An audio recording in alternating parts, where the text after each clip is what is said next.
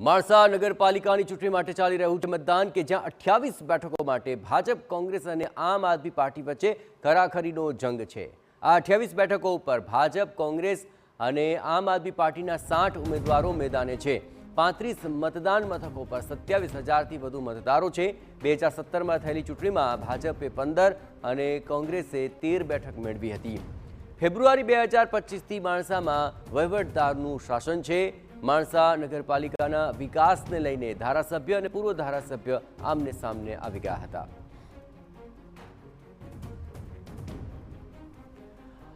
ફેબ્રુઆરી 2025થી માણસામાં વહીવટદારનું શાસન છે, પરંતુ આજની આ ચૂંટણી ઘણી જ નિર્ણાયક સાબિત થઈ શકે છે।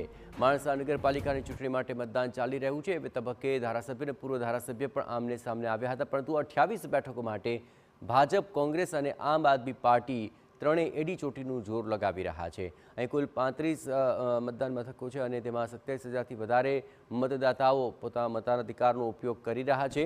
એટલું જ નહીં, અહીં 28 બેઠકો માટે જે ખરાખરીનો જંગ જામ્યો છે તેમાં જોવાનું રહેશે કે આ વખતે કોનું પલડું ભારે રહે છે, કારણ કે આમ આદમી પાર્ટી પણ અહીં હોવાથી ત્રિપાંખીયો જંગ જોવા મળી રહ્યો છે। જોકે માણસા નગરપાલિકાની ચૂંટણી માટે સવારથી જ મતદાતાઓની અંદર ઉત્સાહ જોવા મળી રહ્યો છે અને મતદાન મથકો ઉપર કતારબદ્ધ રીતે મતદાતાઓ જોવા મળ્યા। માણસા નગરપાલિકા અને તેની આસપાસના વિસ્તારોમાં મળીને કુલ 35 મતદાન મથકો છે કે જ્યાં કુલ 27,000થી પણ વધારે મતદાતાઓ મતાધિકારનો ઉપયોગ કરી રહ્યા છે।